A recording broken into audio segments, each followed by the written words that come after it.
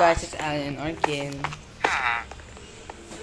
Dito ko lang mukha ngayon guys.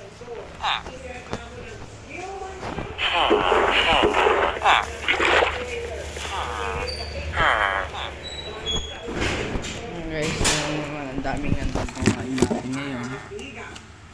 Don't mind at TV guys.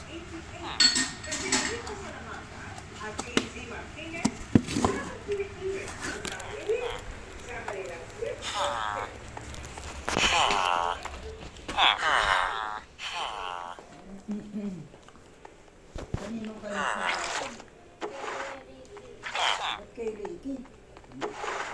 Ba't hindi kaya dyan? Guys.